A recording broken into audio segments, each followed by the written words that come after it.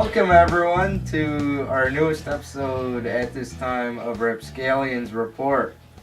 I'm Eric. The Red. That is... Some guy. Who cares? Andy the Great. Nothing matters. The next one is... Cameron, I think. And this subordinate one is... I don't even know That's Tyler. A quick revelation. As I've already told you, this is Rapscallions Report, and we have a website, rapscallionsreport.com, right?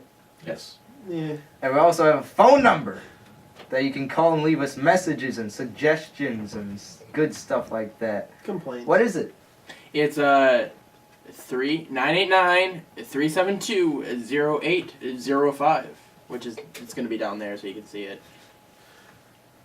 Yes, manhandle the numbers. Caress them ever so gently. Yes. Alright, so today's episode is on the television show Deadliest Warrior. No. The Viking wins again. Dumb. So, we're going to talk about the show, we're going to talk about the new season, we're going to talk about what happened last season, the greatness of it, the badness of it, and stuff that gets you involved. All intended. Yes, so who wants to start it off?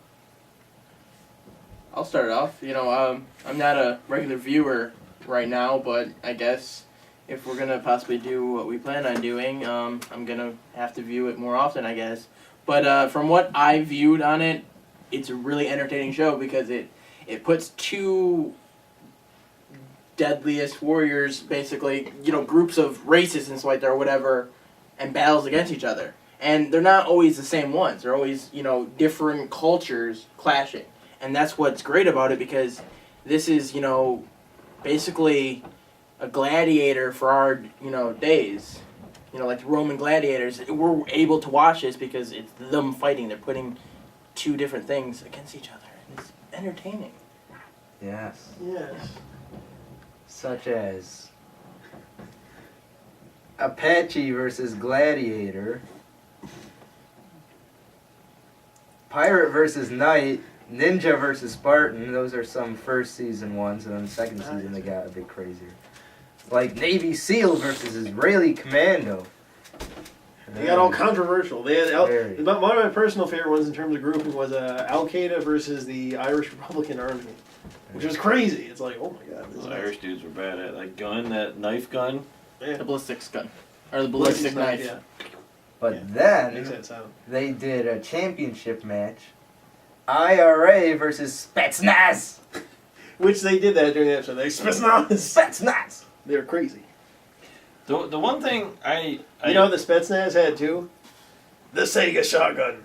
The deadly Sega shotgun. Which the whole show is worth watching for the narration, really. That's all. of course, yeah, that. And, the, No, I'm thinking of a different show. and also the cool little computer guy. Did I think? Oh, I'm gonna. That's I'm what just got gonna fired, push my you know. button, and I'm just gonna see if these. Dude's who on the wins? show. Really? He got fired or he left.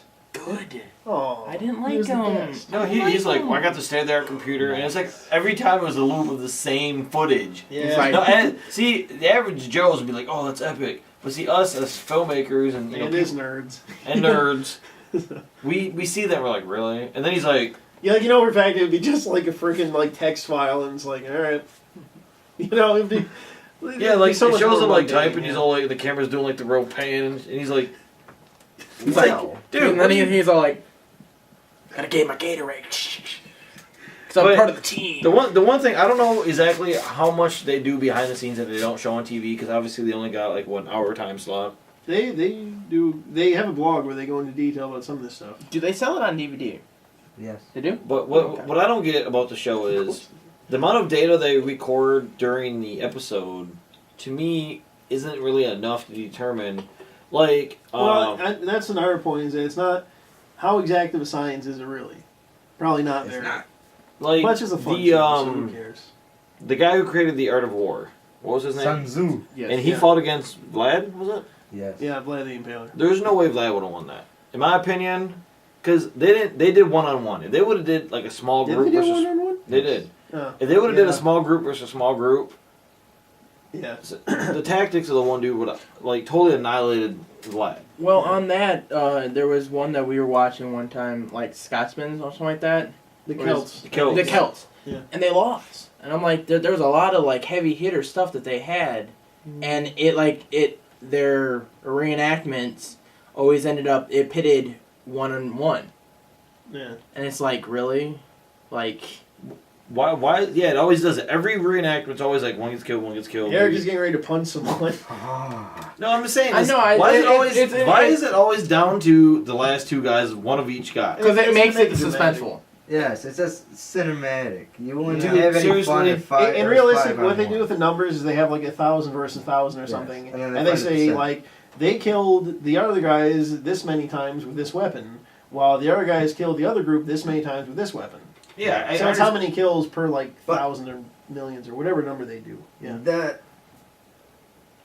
accuracy of the technology is, I think it has high merit because it was made by Slytherin Studios, which is the same people who made the... That awful Lord of the Rings movie. Yeah, they made the little robot men for the Lord of the Rings movies. Bro.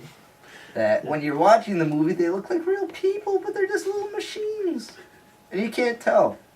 So they're really good with computers or Yeah. something. And screw you guys and your whiny thing. No, I'm not whining about it. I'm No, just saying that there was like, to me, that didn't seem like it was Hey. well balanced. Who's the moderator? I know. I'm just saying. Oh, shit. The worst of the worst was Comanche versus Mongol. Mongol had... Their weapons, at least as they showed on TV, the weapons were a lot more destructive for the Mongol, but the Comanche came out with a win, which might aim to things that they don't show on TV that they record for the weapons, like length of the weapon and all, I don't know. But yeah. So it's not an exact science. And going back to the nerdiness of the show, let's remember they have a video game. Yes, I was gonna mention that. And the video game, man, some people have savaged critically. Man, screw those guys. Like That- seriously, that the game game- is just fun. the Even game- if it's like weird. The game is the fact that you can literally just pick up a controller, play it, and then feel satisfied that you played it because you'll sit in there. You're like, What? The fact that you can mistakenly throw a spear and knock someone's head into a wall and win in one hit, and then Yeah. you go, oh god. And You the know. fact that you can win a tournament by throwing nothing but bombs. And then blowing your own legs off in the final round. Ah, yes, personal experience. Yeah. Speaking of rounds and competition, Yes. one thing that we're going to be doing as Rapscallions Report on the website is we are going to compete as a group, which you as the fans are more than welcome to come each week. We're going to have a different poll that you can vote on. So each episode each week, we're going to pretty much say, you know, Team A or Team B, who's going to win each battle, I guess you can say. And then we will keep you updated in a series of minisodes, pretty much keeping score, you know, who's, you know, highest ranked on who was right, who was wrong, and Percentages, so forth. Yeah. percentage, yeah, like, you know. And we will, in these minisodes, discuss our opinions on, you know, this is BS, this guy should have won because, or this guy should have won because, you know. And hopefully you guys will join our website, you know, look into that a little bit. If you're a fan of Deadliest Warrior, you know, you're more than welcome to tag along and join us on this epic quest. Yeah. Spoiler. The last time we did something this outside of the show, Eric was King Dick. So I won. you won. Annihilated. I made a risky bet on Jesse James over Al Capone. Which, man, that was crap. I don't care what everyone said. It's Al Capone. It's freaking Winchester. It's all the Winchester. And a You're so pineapple great. grenade. Have you ever noticed, like, sometimes when they compare weapons, it's like, you know, sword, shield, you know, powder gun against stick, stone, and slingshot. It's like, wonder who's gonna win. I found a bit of information from reading the Deadliest Warrior blog. The groups that come in to represent whatever warrior group, they pick the weapons. really? So it's their own fault. Holy So dear whoever Lord. thought, Well, on the episode it was the Viet Cong versus SS Nazi. Yeah, which one? That one was controversial. The Viet Cong versus SS. There The was Viet a Cong Nazi won. Sticks. Yeah, There the was a Viet Nazi Cong. one, and versus I didn't Viet know about Cong. this. I must watch it now. You're like, I got a BitTorrent this tonight. No. No. don't do that. Oh, no. Rapscallions Report does not endorse the use of illegal downloading. It is wrong. There you go.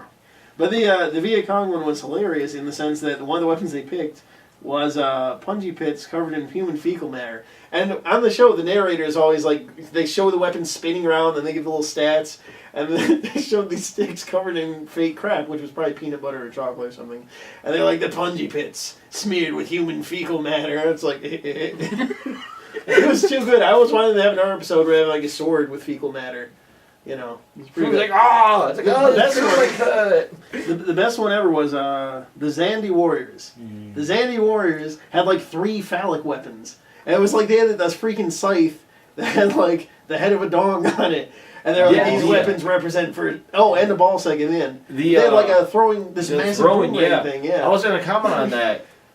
When they had like the little dummy sub, the one guy threw it and it hit the shield and it actually rotated around the shield and hit the guy behind him. I'm like, oh my god. The Zandy Warriors were the best... I will say this much. The Zandy Warriors were the best group out of any of them I've ever seen on Deadliest Warrior. Because their weapons were ridiculous. When they were testing out the weapons with the ballistic dummies...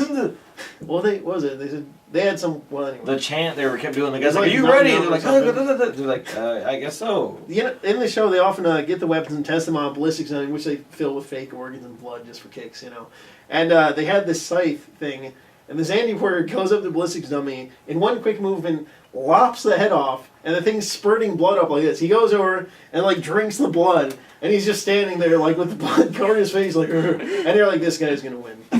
And they did win. Wasn't he Oh against my the God. Aztecs? Yeah, which they... And the Aztecs kept using, oh, we got God on our side, we got the gods or whatever. It's like, no, you're gonna die. Yeah, and they all, the funny thing is too, they said some vaguely racist stuff at times. It's like, you know, at least this isn't, we're not on the basketball court or something, and I'm like, really? Aztec? Really? There was Yeah. another episode where it was like the CIA versus the KGB. yeah. That was I a thought good that wasn't that the one with the video camera Yeah. ballistic gun? Oh, thing, yeah, where it the- shot thing. Yeah, that was cool. And then the cigar bomb. Yeah. Where it lit up and it's like I'm like that was just the explosion part of it was pretty cool too. To see that Right. they actually do the explosions like their bombs. or Half the whatever. interesting stuff in the show is just watching them test the weapons. Just to see how these things would actually mess you up in real life. But So I think we're all in agreement that we're flowing free of smegma from the show. Smegma. It's just a wonderful show, and we all invite you to participate. Participate. Now he's starting to talk like me, boy. in our activities once season 3 starts. And they have their own website too, so check it out. I don't know it, but Google it or something. It'll be right here. It's right. hovering right above Eric, apparently. It sways like that. It literally bows up. Yeah. You're on it. And it's following my I can make it happen. hand right now. No, it doesn't. Okay, but anyway. So, we're Rapscallions Report. I'm Eric. These are my goons. Bye. Bye.